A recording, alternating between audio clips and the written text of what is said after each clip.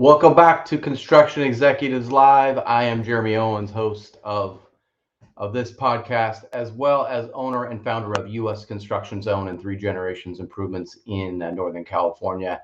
Hey, welcome everybody. Happy holidays. I know that this is a kind of a crazy week for a lot of us. Usually a lot of family things and things going on. Hey, with this holiday season, I want to just remind everybody that this is a joyful time for most of us, but not everyone. So please make sure to reach out to somebody who maybe lost a loved one this year or is more alone than they're used to. Make sure that we kind of spread that joy around a little bit more. And I just want to make sure that we finish strong this year, and not only personally but professionally. So thanks again for being here. We have a great show for you again, and I'm excited about this. We have a lot of eyeballs on this one. I'm happy to be going out with a bang. If you saw on LinkedIn, there's almost 600 people signed up for this today. So I'm super excited to bring you some cool content today. A couple things to note before we dive in. At U.S. Construction Zone, we're doing our best to deliver some good content, whether that's podcasts or this live show or articles. We may even mix in some live events this year. We're doing our best to bring content to you. And we need to connect with you. So if you haven't done so already, please go to our website, usconstructionzone.com, and sign up for our newsletter, just to make sure that you stay in touch with what's going on our platform and with our content.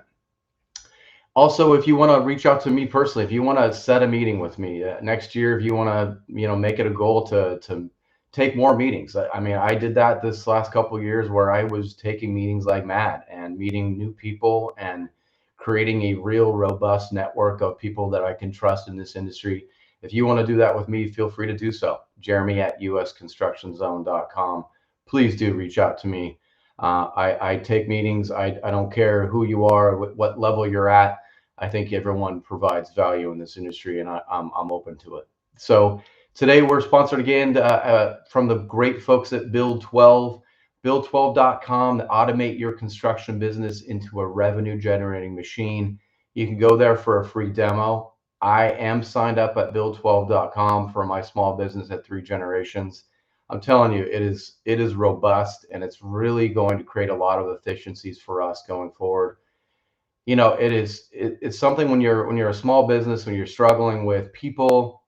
We lost an employee this last year trying to figure out, hey, do we replace this person or do we try to really create more systems and processes? And we're going down that rabbit hole of being more efficient with every single lead we get, being more efficient with every single sale, every single review. So check them out and find out a little bit more information about Build 12.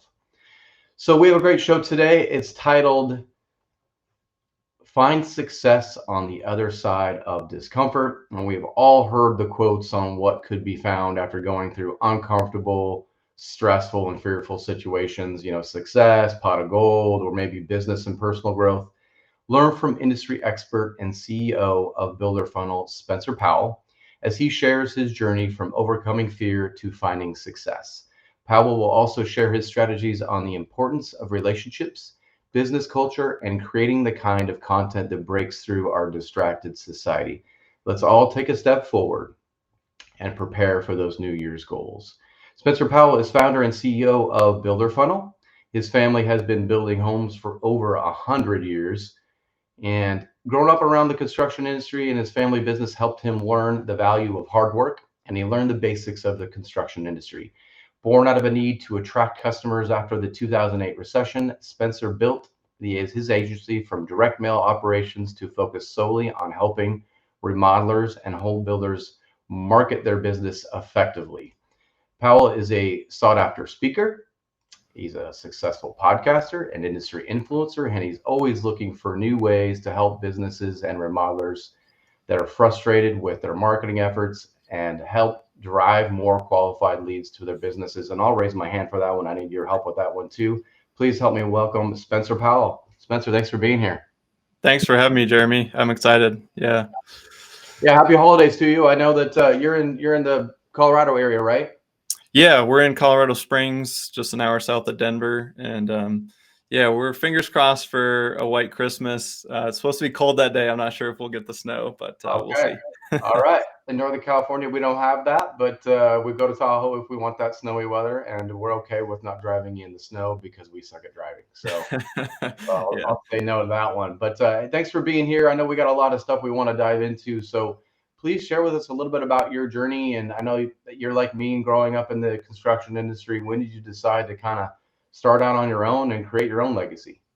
Yeah. So I come from a long line of builders in the Seattle market. And so it goes back to my great grandfather, and then my grandfather got involved. They built hundreds of homes out there and apartment buildings and all kinds of stuff. I was born there. And so my dad and his siblings got involved with that business, did lots of different things over the years. And then really, I didn't get into the industry really other than just like being a kid watching it from afar, not really understanding what's going on, not having a lot of context. Mhm. Um, and my dad moved out to Colorado Springs to buy a totally different business from his father-in-law, and that was a direct mail company. And so that was when I was in fourth grade. And so fast forward, I got out of college and started getting into social media for business, figuring out online marketing for business. And it was at that time where I clipped back into my uncle's business at the time, and they had a custom home remodeling business. And so we started figuring out all their digital stuff. And that was kind of the intersection of, where I was starting to get excited about, the digital side and then the intersection of construction. Right on, right on. I mean, I think we're similar in that, growing up maybe a little bit more on the shy side. Where did you learn, I guess, being a kind of a shy kid and when did you kind of start to overcome that and kind of face that fear of being shy? Because obviously, as a business owner and a manager and a speaker and a podcaster, it's not for the faint of heart, is it? I would not have predicted any of that side of it for sure. Yeah, for context, I have some early, very vivid memories. I think one was in fourth grade, and we had just moved, so that was maybe some of it. But I was definitely very very shy, and we had to give a presentation, just basic, like hold up a board and kind of explain a few Sure. things. I remember crying, just having to, like, the thought of going up in front of the class and having to speak. And then through high school, I was just had, a couple really good friends, but didn't really, you know, socialize a ton, Yeah. didn't like to raise my hand in class. Mm. And yeah, just like to keep to myself and not draw attention. And anytime I had to give a presentation, it's just like butterflies for a month before. You just Yeah. don't feel good. It's just, you're just nervous. Right. And I think the turning point, well, I would say one major turning point was when I went to college, and I don't know how I recognized it. Maybe just luck. But I realized, I was kind of thinking about, I was like, no one there is going to know kind of this version of me that's shy, a little more reserved. And so I was like, well, I can just continue to be who I am, but I can put myself out there a little bit more, and then they'll see kind of that other side of me. And so I was like, I'll join the football team. That'll be a great way to, like, meet some people. Had never played before, so that's a whole nother story. But really, I think going and just deciding that, and then also putting myself in a new situation where I knew I would instantly get connected. When you're on a team, you're going to form some friends. Sure. um, so that was a big decision to just say, I'm going to kind of transform myself a little bit. And it's weird because, like I said, it was kind of lucky that I recognized that, but I remember making a very intentional choice to try to do that. Dang, that's like a clean slate kind of thing. Like, and so did you go away to college or was this local Yeah. college? Yeah, I left the state, and so that was how I knew there would be nobody from my high school. Okay. There's no way that they would be there. And yeah, I you said clean slate, and that really resonated. I was like, this is a chance to kind of reinvent myself, and Yeah. what I didn't really like, uh, some parts of me, right? Like, I don't like being shy and feeling this way. Yeah. It wasn't easy, but yeah, that was a turning point for sure. Yeah, I mean, that's obviously it's easier said than done, right? So making that decision is one, but then how do you go about honing those skills, right? I mean, is it just like just doing it, or was there like a book or a mentor, or was there something else that helped you get through it, or was it just repetition? Yeah, I think in college it was just winging it. I don't know that I had a real plan other than like, hey, I'm really just going to be actively thinking about this and working on trying to put myself out there a little bit more. When I Mhm. got out of school and started the business, I recognized that speaking was going to be important, if I wanted to, you know, build an audience or get out in front of people, spread the message that we were trying to spread, and just presenting in front of small groups, in front of clients. If you're in sales, you're in those situations. So one book that I remember kind of latching onto early on was "Steal the Show" by Michael Port. And so that helped give me like a little bit of framing around speaking and everything. But honestly, just reps, lots and lots of reps. Even in those early years of the business, I was still, a little bit more reserved. And I think it's a journey, right? It wasn't just like I flipped the switch all of a sudden and went to college, and now I was like, super extroverted. You Yeah, still are who you are, but I think you just kind of learn how to project a little bit differently. yeah. I mean, wouldn't it be nice if it was just flipping a switch? Yeah, be a Yeah, lot easier. no doubt. I mean, I kind of in the intro I kind of talked about it. Like we've all heard the quotes and cliches about what's on this other side of fear for all of us, and I know that a lot of times we talk about business, but obviously it's personal life too. But what was on the other side of it for you? I mean, obviously you graduated college and things like that, but what was it for you that you were like, wow, if I wouldn't have made that decision, I wouldn't be here.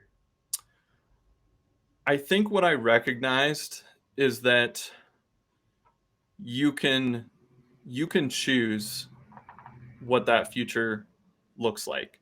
So if you kind of so for me, I didn't like that shy component, the feeling nervous, all of those. And it was almost like, okay, if I don't want that, what would it look like? And then you have to kind of force the actions behind that, right? Like, okay, I'm going to join this team that I maybe wouldn't have done before. I'm going to, prep a whole bunch for these, presentations in class, and I'm just going to like embrace that.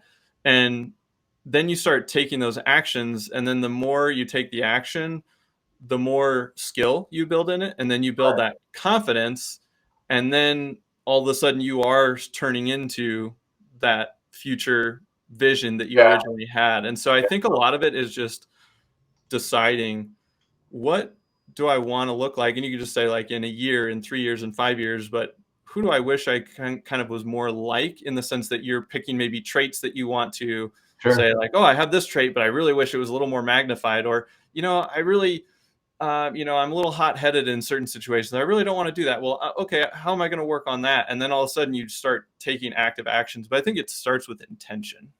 Yeah, and like Jeffrey said here, the consistency, like, right, if you don't have that consistency, if you're just kind of like on and off and like, oh, I'll kind of ebb and flow, then that improvement's not going to be made. But it's tough to make changes, especially personality, right? I mean, we all have personalities we're born with and things that we don't love about ourselves. It's just human nature.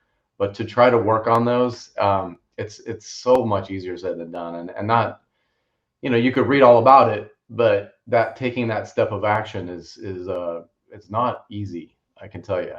100%. Yeah, definitely. So, as a speaker and a podcaster, I know that, being on this side of it, it's difficult to bring content to listeners, right? Or articles, whatever that may be. And are you like me in that if you are not talking with others, if you're not learning from others, then that content doesn't flow quite as freely?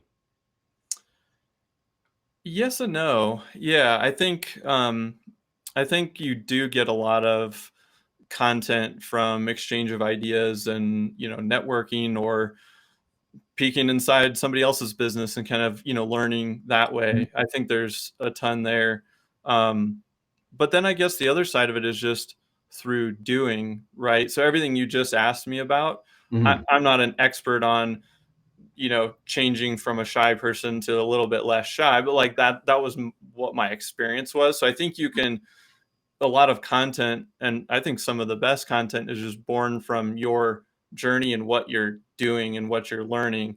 And you have a lot more confidence sharing that because you did it, right? So it's not like somebody can be like, no, Spencer, you didn't, go and, Right. put yourself out there in college and, join a team that you had never, played the sport before. Nobody can kind of fight me on that. So I think you do get it from both those angles. Yeah. Some is the exchange of ideas, and then some of it is just looking at what you're learning through mistakes and lessons and trials. And then when you do come out the other side, you can go, oh, well, this is something that I could share. And maybe that would help somebody either go through it faster or dodge a big bullet, if you made a big mistake. Yeah, totally. Now you have a unique situation in your upbringing where you started construction, you kind of went to marketing, and then you were kind of pulling back from into that construction field. How did that all prepare you? Did you see a lot of holes in your family's construction businesses in terms of like, hey, how difficult it was to market? So were you drawing on that experience when you created Builder Funnel?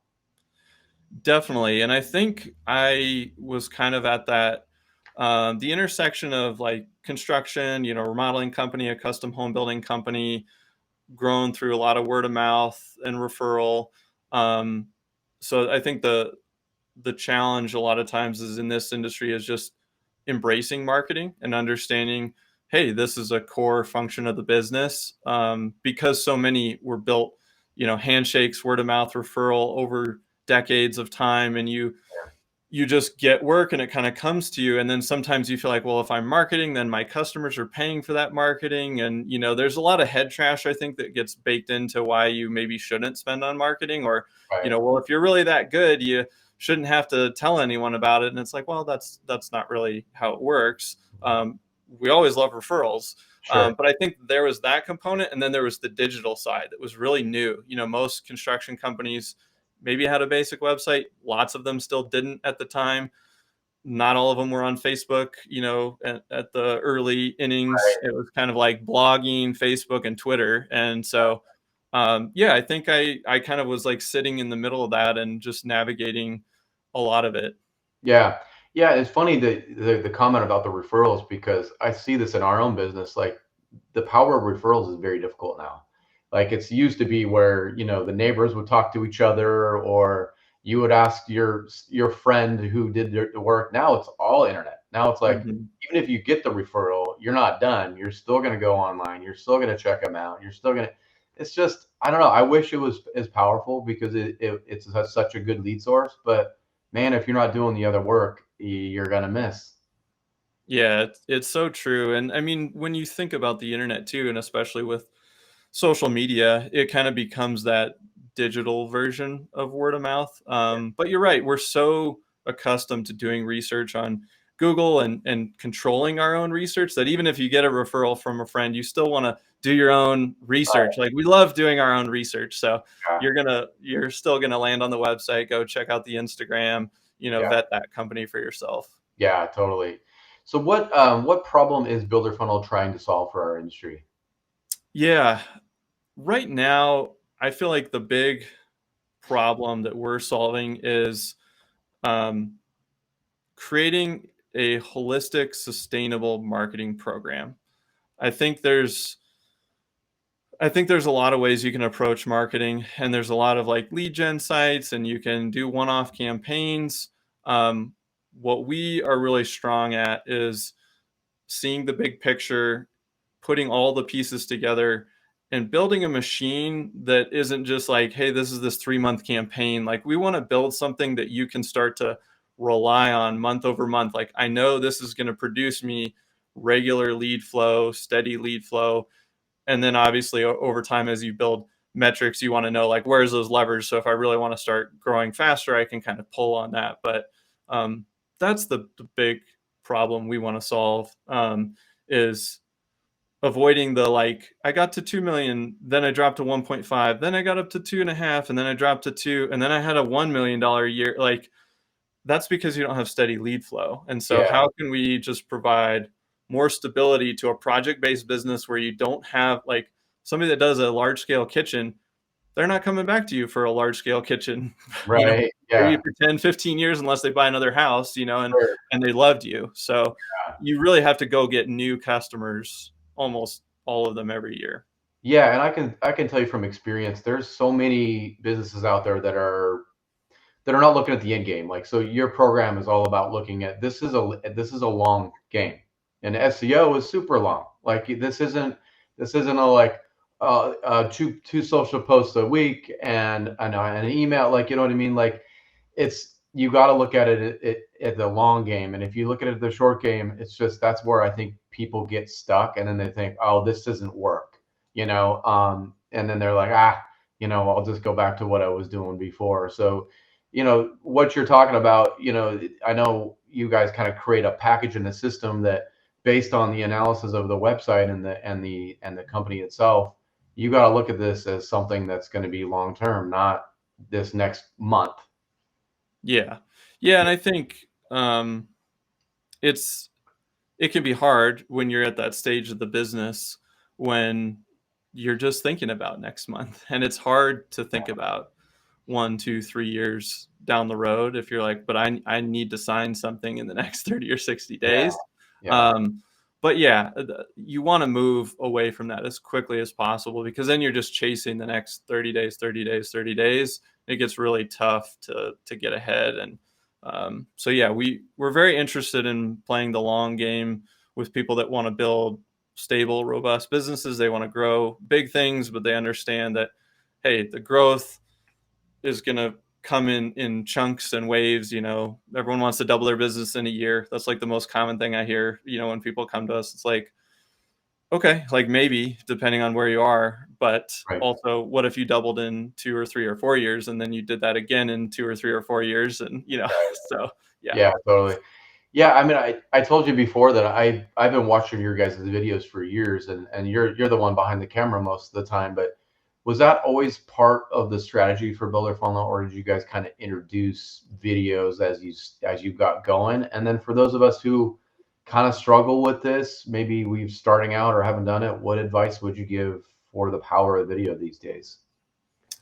Good question. So we started really with, I would say, more written content. So it was a lot of blogs, and we did that for many, many years.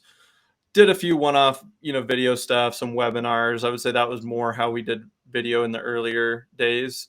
But then, yeah, we started the podcast, and at that point, that's probably been, I don't know, 5, 6 years or something at this point. And then pretty quickly after, we realized more and more internet consumption is video, Yeah, right? And it doesn't take long. All you have to do is hop on the internet, pull up social media. Almost everything you're consuming has video. sure. And so we just saw that trend, and pair that with that kind of word of mouth discussion we had earlier in Yeah, referrals. right. Um, when you get a referral, if it's like, Jeremy, you tell Spencer, go work with ABC Remodeling. Well, you worked with them, so you have trust built in, and you basically handed me your trust and said, I trust these guys, so now I inherently have this trust. Yeah, Um, but video can actually do a very similar thing, where if you get to know somebody and you watch their content, let's say somebody subscribed to my YouTube or my podcast, they probably have dozens of mm, hours with me throughout the year. And right. so they get to know me. They know kind of, who I am and what we believe and all of those types of things. And so we kind of saw those two things happening, just that trend of video, and then just how powerful it was from a connection standpoint. Yeah, it's difficult. I mean, I think a lot of us struggle with, okay, what kind of video, right? So, yours can be very personal and it could be, very simple a lot of times, but I think a lot of us struggle with, all right, so what am I talking about? Hmm. And then Yeah. also being consistent, right? It's not like a one-off, like, hey, look at this job site, this is what we're doing. It has to be like you're making a commitment to consistency. You definitely do, and I would say you do have to commit to it. You can't be like, "Well, we'll try out some video." I would say, like, this is probably gonna be a core part of your brand and company strategy. Is we're gonna embrace video, and you wanna figure out who's gonna be behind the camera. Could be one person, could be a few people. you definitely need to think that through. Yeah. But then after that, I would, pick your channel. So are we going to start a YouTube, or are we just going to do a ton of Instagram stuff? Is it more shorts? Is it more medium length? That sort of thing. But usually the best source of content is questions and conversations you're having in the sales process, and then questions and conversations you're having with active clients and active projects, right? Like you run into a problem. Hey, this was a problem we ran into recently. Here's how we solved it. Like that's a 5-7 minute video right there. Right. And that can build a lot of trust with somebody doing research with you. Like, oh, wow, yeah, I could see how there's lots of problems on a job site. Like Yeah. that was cool to see how they navigated that and solved it. Yeah. It's adding that level of transparency and connection with the prospects that are visiting your site and your channels. Yeah, that makes sense. A lot of sense. I mean, so how are you guys navigating it from a content, marketing strategy? We're becoming more and more distracted. Social media is definitely doing this to us where we're like, we need something now. Our attention spans are getting even shorter. I mean, I know that there's actual science behind this that Yeah. now you only have a few seconds to get attention. So how are you guys navigating that? Because I know a lot of us are just like it's just so quick to scroll, right? How do you capture the attention? Yeah. So I think the first thing I would say is you're not going to change human behavior probably. So just embrace the way it is.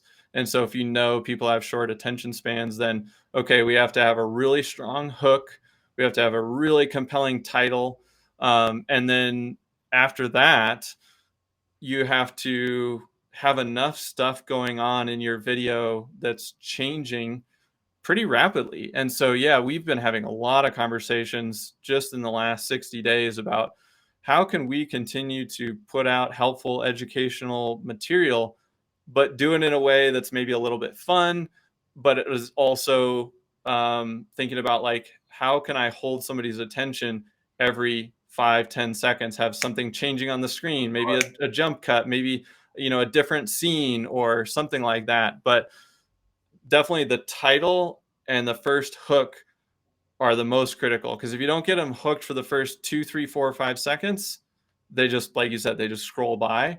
And then once you got them, you've bought yourself a little bit of time, but not that much more. You might have bought yourself another 10-15 seconds. You got to do something good during that. So it gets really complicated to think like, wow, I'm trying to just share something that's helpful, but even that's not enough. You have to work within the way people are operating today. And so, yeah, it takes the input level to create something like that, like 10 or 20x. And how do you stay on top of those trends? Because it seems like we're changing as people, as a species, like very rapidly, and then also programs are changing. And how are you guys staying on top of that? Do you have a team just for the video at this point? We have a couple of people that are, yeah, I would say like not all 100% dedicated, but very dedicated to learning about that stuff, staying on top of the trends. But a lot of it is the sort of thing where we're in it all the time. We have about 25 full time, and we're paying, like, this is all we do. Yeah. So it's, in a way, we're in a better position to stay on top of the trends. It's not like I'm not running a remodeling business and then trying to stay on top of all of those trends with like Right. new products, energy efficiency, all of those types of things, and all of these other, digital marketing trends, right? With, AI and, tools and software and, all of that stuff. So I would say we naturally are able to keep on top of it because we're following those blogs, we're listening to those podcasts. Yeah. That's what gets us excited. So I think it's a little bit through osmosis of just like passion and enjoyment, but we're also trying to always improve. So then you're going, well, okay, we're here. If we want to get here, then you kind of look at what's working. And then when you look at what's working, it's usually, well, people are using really good hooks. Then they're using Yeah. all these editing things in the video to keep people's attention. And so you kind of get there within a couple of steps. Yeah, gotcha. Are you guys a lot on Facebook, Instagram, YouTube, or are you getting into the TikTok space and some of those other kind of ancillary ones?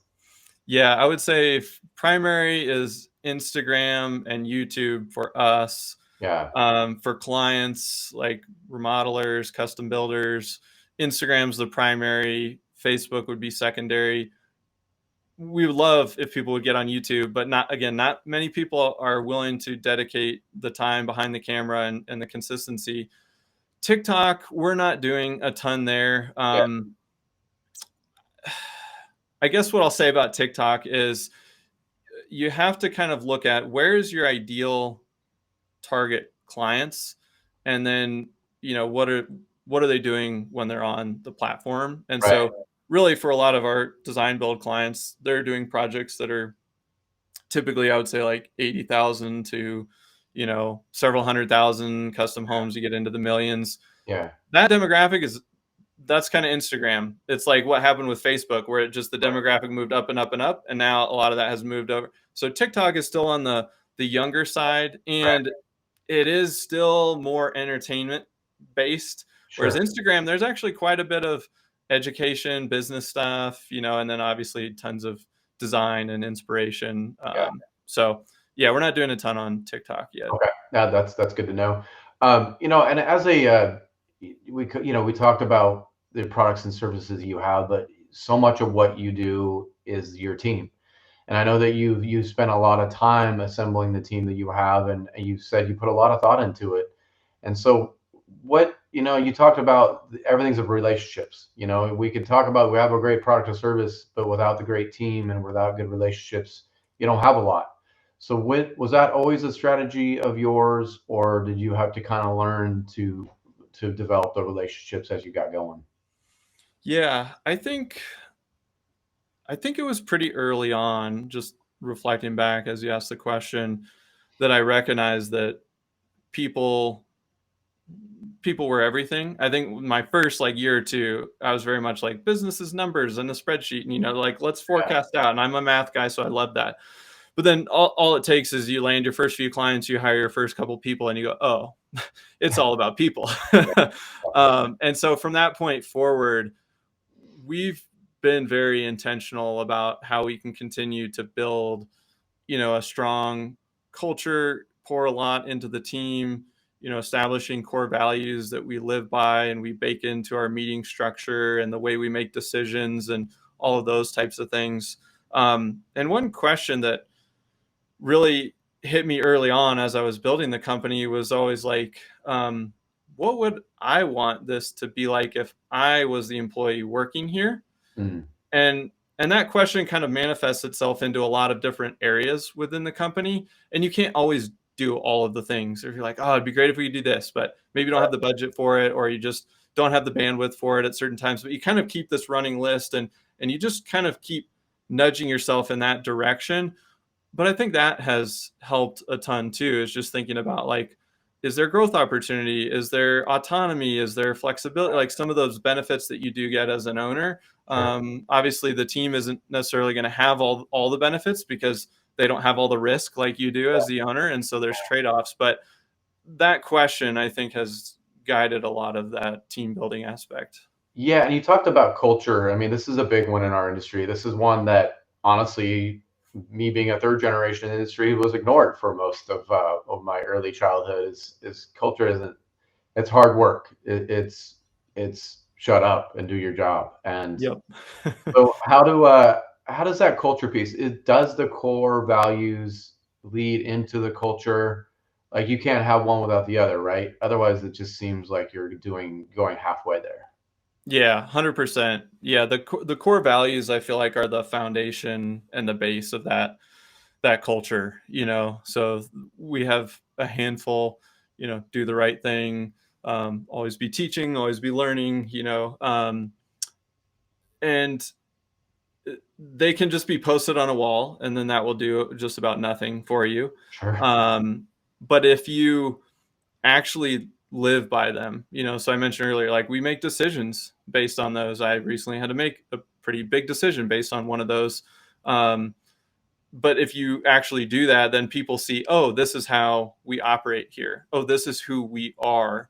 And then when you hire, we used to do it reverse. We used to go through like resume, skills interviews, and then we do a culture interview at the end. We're like, hey, let's all do a quick breakfast or go to lunch and, see if it's a fit, as Yeah. kind of the final. And then we realized like, if this is a deal breaker, this should actually be first. And so now we actually interview for culture first.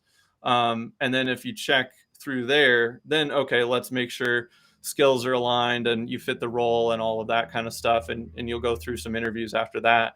And so then as you build that flywheel, you go, okay, well, everyone you're bringing on is in line with these core values and, those types of things, then it does start to solidify. But, you mentioned the old style of business was more like not really thought about it. It's like, it's hard work, just go for it.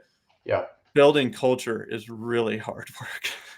Yeah, I talk about long game, right? Yes.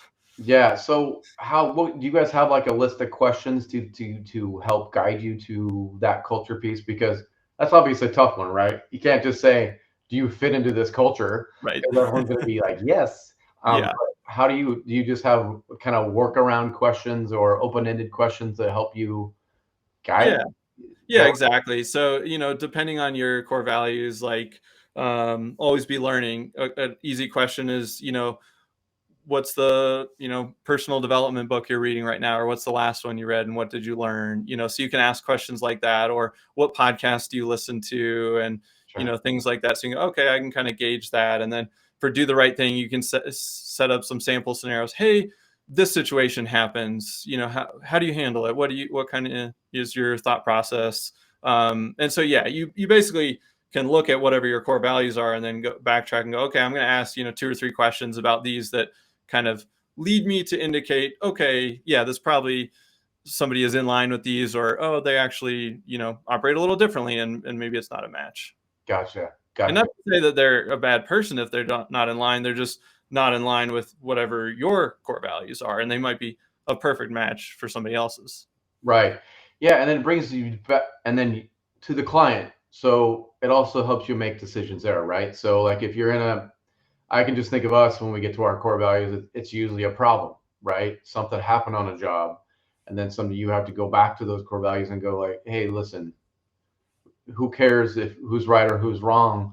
If integrity is one of our main core values, then what do we do when no one's looking? and Mhm. and then it helps you kind of, it's like a marching order, right? So it's not just about who you hire, it's about the decisions you make for your business, right? Absolutely. Yeah, I totally agree. And yeah, when you benchmark conversations and decisions off of those, then you do start actually living by it, and then your team can see that, especially if you say, hey, had this tough conversation with a client based on one of our core values, this was the action that I took, and you share that, then everyone can see, oh, okay, this is how we operate here at Builder Funnel. Okay, so if I get in a situation that's similar, now I know, like, that's good. I want to be acting in accordance with those core values. Yeah, and how do you reinforce it with your team though? So you said, wall, maybe it's, how do you continually, I don't know, spoon feed it or give it to your team so that it's something that they know that this isn't just something we have on our website, or it looks shiny. Like, how do you keep it top of mind?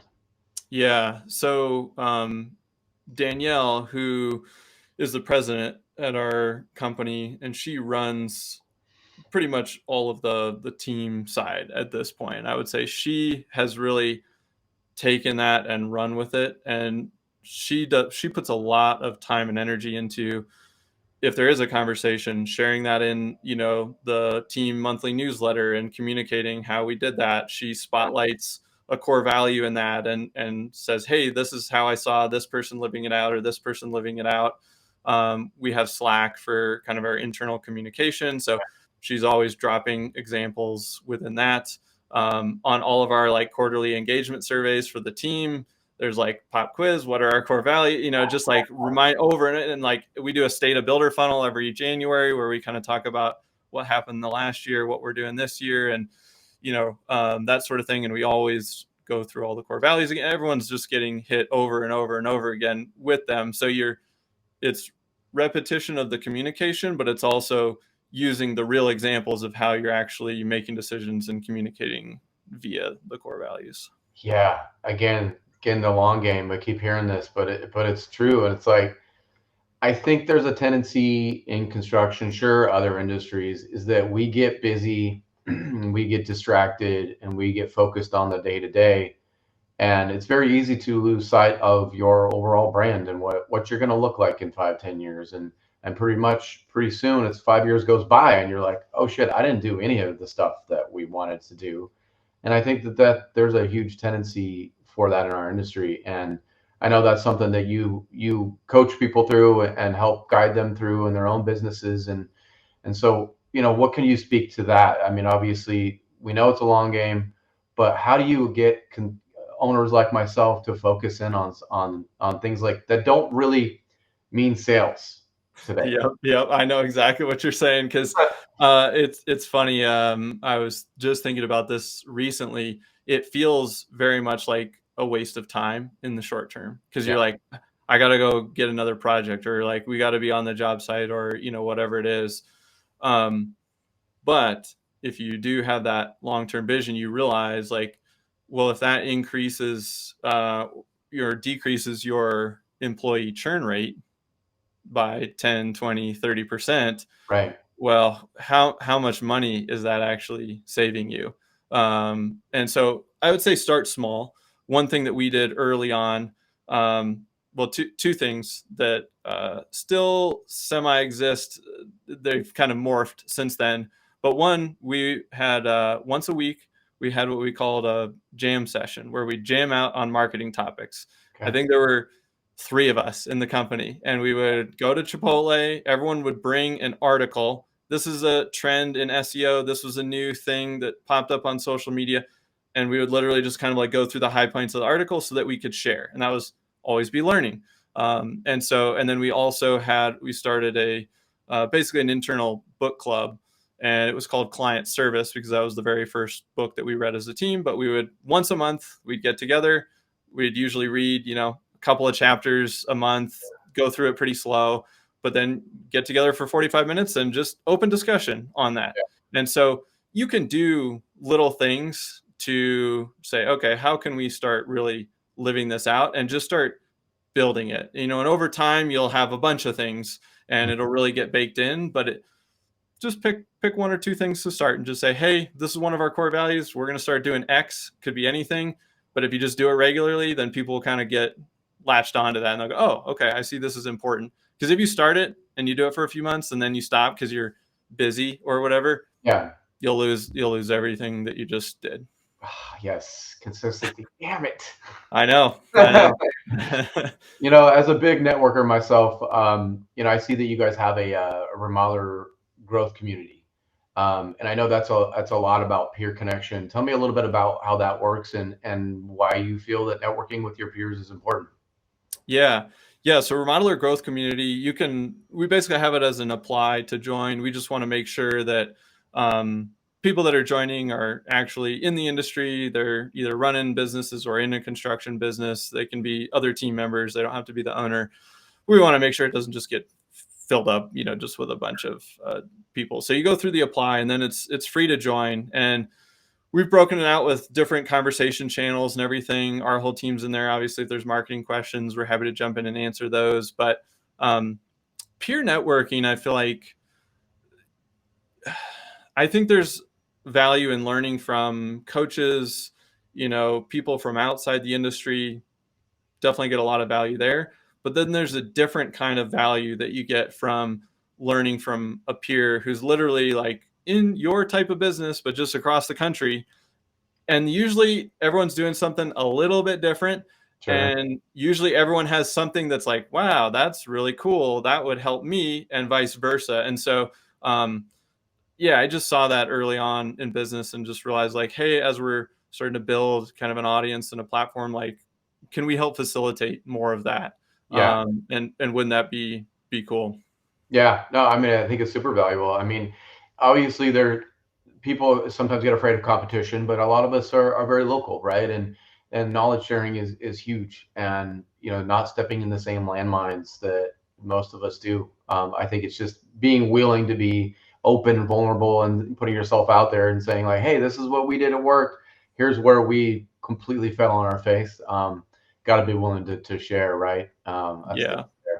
Yeah, the pie is big enough. There's so much more to be gained from collaboration and sharing than just like holding all your cards to the vest and just trying to go it alone. Yeah, yeah, totally. Back to one thing I wanted to ask you about the kind of the trends that you're seeing, because you guys are kind of on top of this stuff. Where do you guys see marketing going? I mean, it's really hard to predict now with AI and with so many things that are coming at us. Kind of, it's way faster than you could keep up with. What are you guys seeing is like where are we going to be marketing in the future? Are we still going to be videos or is it going to be something different? Yeah. Well, I think the global one that's fairly easy to like high confidence is more and more digital, right? That trend, when you look at overall advertising spend, just on like a national global scale, um, it keeps going up and up and up to digital. Yeah, So that's an easy one to go, okay, within the digital landscape, what you got all these different channels. yeah, Video is definitely going to be a big part of it. That has only gone up over the last, I would say, 7, 8, 9 years, video consumption. And so you think about, okay, where are my customers?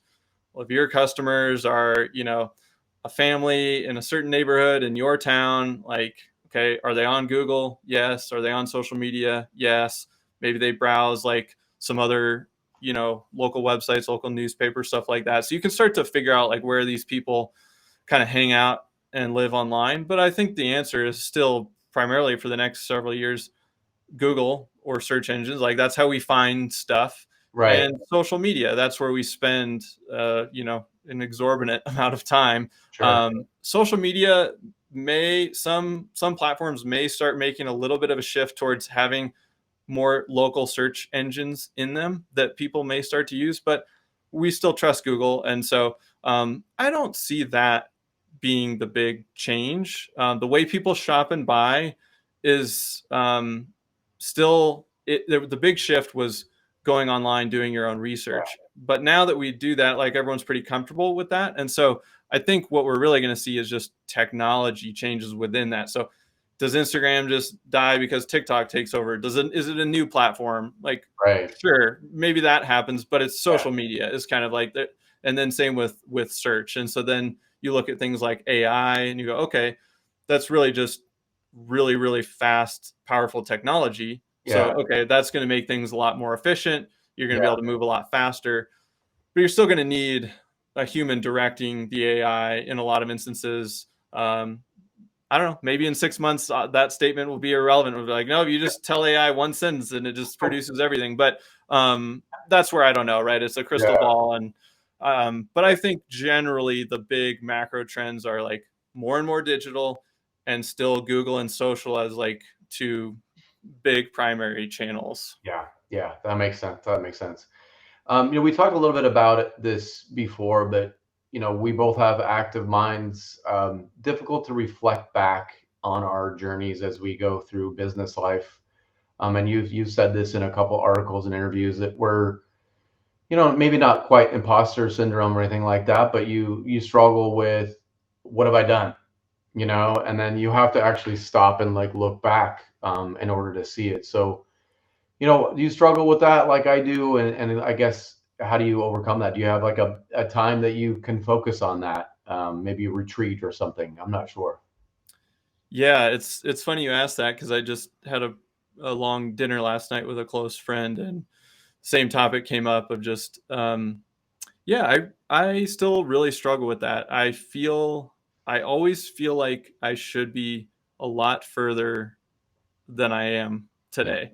yeah, And I feel like yeah, sometimes it's like, why am I not further? Or like I've put in a lot of time to learning and, growing, that I feel like based on that I should be further. But it's all obviously in my head around some number that I'm just picking out of thin air. So um I, I don't know that I don't think I've solved it for myself. I still struggle with it because yeah, I can see the future and where we're going, and so then it's just this race to get there.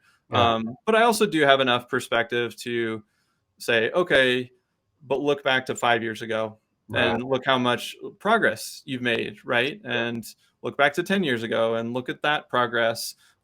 So typically when I'm feeling a little down about like, I feel like we could have made it farther this year or whatever, whatever the thought crosses my head, I feel like I'm able to then within a few minutes then go, okay, and then maybe look back, see the progress, and then kind of refocus. So I feel like that's probably more of a, weekly, monthly struggle that Yeah. pops up. Maybe once a year it really gets me down for a few days and you're kind of really like grappling with it. Yeah. But I'm a very optimistic and future looking person, so I think I am able to bounce out of it quickly. But typically year end is when I really sit down and kind of just go, okay, like what happened this year and reflect on progress made, big moves that we made, milestones, stuff like that. But I think it is tough if you're a high achiever, you're trying to build something, whatever that is for you.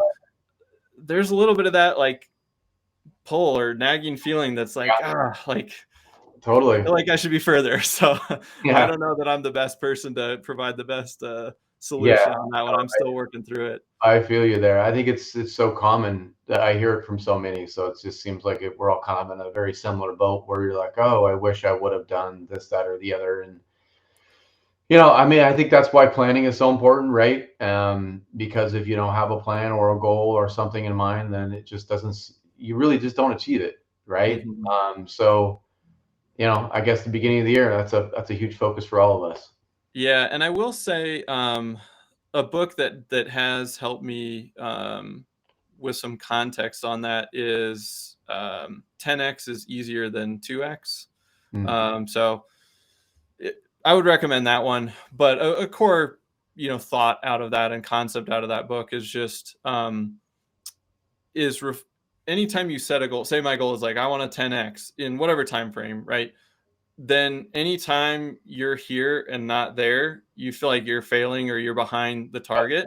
Yep. And but if you anytime you look backward, typically you've made progress, or hopefully, right? And if you look back far enough, you can find progress somewhere. Sure. Yeah. And so I think it's like plant that flag way out there, use it as inspiration to keep building and going, but then rewind the clock to look at, hey, I've made progress. And this flag that I threw out there, I just made it up. There's nothing that says that I'm guaranteed to get there or that I will get there or that All right. that's the right number for me and my situation. And so I think that's been helpful in just saying, hey, what I can control is my actions and my intention for progress, and then try to just be grateful for progress made, Yeah. reflecting back. So again, I'm still working on it, but that's been helpful.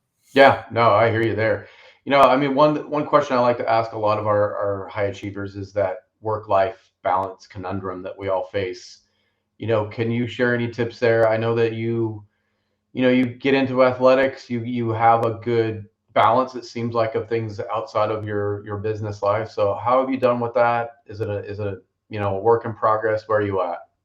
Yeah. I think I've made progress in that area since I started. I'll say that. Yeah. When I first started the business, I think it's classic. You're in the grind, you're working 60, 70 hours a week, you're working every day, nights and weekends. Yeah. But I would say over the last few years, I've made the most progress than maybe the previous 10. And I think due to a couple of things. One is getting better at delegating. Two is getting better at drawing and creating my own constraints and sticking to them. And so the best example I have of that is, pre-kids, just my wife and I both worked a whole bunch, like both working careers. So, great, go for it. We both wanted to do that. We got a lot of time together too, because we could work alongside each other in the evenings, and, Sure. but then when my first son was born, he was like going to bed at like 4:35 in the evening. And it was like, well, I got to get home before that to at least get Right. like a half an hour with him. So I Right. started drawing my lines. I just said, okay, 8 to 4:30 or whatever, that's work, and then I'm getting home to get that time in. And then what I realized was that if you actually commit to that and you don't go, oh, well, I'm busy today, I got to stay an extra hour, like I'll miss it. But if you don't do that, just commit to what you draw to, you start self-optimizing, and so stuff starts falling off the list that just wasn't important, and Mhm. only the important stuff starts to move to the top of the list. And so then I did that again. I had the opportunity to attempt it, saying I'm going to do Monday through Thursday, and Friday is Friday with Dad, and I have two boys, and like we're just going to hang, we're going to do stuff, because in a few years, they're going to go to elementary school and I'll be back to 5 days, right? Yeah. But for this short season, can I do that? We've grown faster than we ever have since I've done that. And again, I think it's this self-optimizing. You only work on the important stuff, and then you delegate and find a way to pass off things to other team members. And so, yeah, I feel like right now I do have a good balance, but I don't view it as balance. It's more balancing, because even within a year, you have seasons where you're like, hey, like these Yeah. 2 weeks, big push, or maybe I'm traveling for something, but Right. then you can kind of back it off, at other times. And so I don't think there is ever, that perfect balance. And I think it will balance back and forth. Balancing is the term we use here at Builder Funnel. Uh, But then even within a span of a few years, it might look different depending on what's going on in your life, right? And so when my kids go back to school full time, then I'll probably change my structure around that. And so I think it comes back to being really intentional around what you want to push. Like if right. fitness is important, if family is important, if friends or hobbies, making space for those, and then drawing that constraint around the business. And now it's kind of become a challenge of like, can I still grow the business the way I want it to within this box of time? Yeah. Yeah, no, you're so right. I mean, once you create those lines and boundaries, again, back to the consistency thing. If you're not consistent, then it really isn't. I guess it's just not important to you. Um, and I know that I think the tendency is that you think that you have to work in your business for it to grow, or if you step out, things are gonna blow up. So there's that tendency too. So having the right team around you to be able to delegate confidently, and when you walk away, you're not like, oh shit, do I got to follow up? Right. And that's where I think it comes full circle with, if you pour into your team, then you then have the confidence that they're going to act in accordance with the core values, that if you've provided all the training, that, Yeah. everything's going to get fulfilled in the way you would want it, or very close to, right. And, customers will be happy. And, yeah, so it's all connected, I think. So Yeah. there isn't like a magical, easy answer, but that's how I've seen it unfold for me. Yeah. Right on. So, how do you stay, kind of sharp with your leadership and management mastery? Are you a podcaster? You go to conferences, reader? What are you doing to stay sharp? Yeah, podcasts for sure, and then books for sure. Those have been big staples of mine for many many years. Hmm. Um, I've I've typically gone to conferences here and there, but I'm not a huge conference person. Not trying to go to X number of conferences per Right. year. But yeah, and then honestly, following people on social media, YouTube and Instagram, like finding those people that are, 10x, 20x further than I am, and saying, okay, what can I learn from them? What are they teaching? What are they talking about?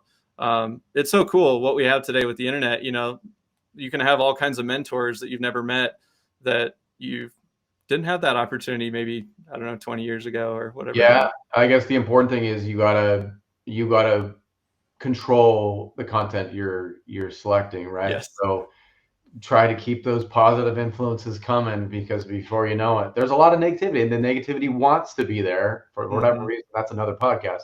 But Yes. to try to just keep it positive. Yeah, I hear you. It can be very positive if you kind of control it that way.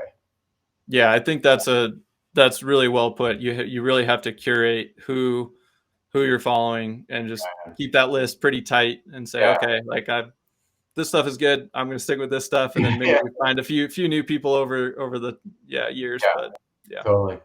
Well, I appreciate you being here, Spencer. Wealth of knowledge. I'm a big fan of yours. Keep doing what you're doing. How do we get in touch with you? Are you a LinkedIn guy, or what? How do we stay in touch with your content? yeah. I would say, if you love podcasts, Builder Funnel Radio. If you love YouTube, Builder Funnel TV. Our website's easy to find, builderfunnel.com. And then, yeah, if anyone's listening, love to send you a free copy of my book. If you email spowell@builderfunnel.com, just put um, book in the subject line, and then put your mailing address in the body of the email, and my team will pick that up.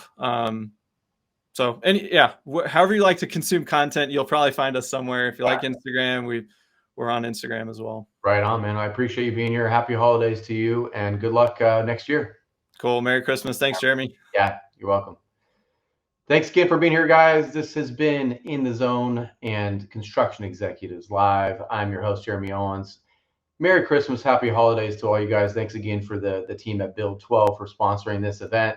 We'll be back next year. We'll keep doing this every month, and next year we're going to get into culture to start the year and really get into our goals. So thanks again for being here, and we'll see you guys next year. Take care. Bye.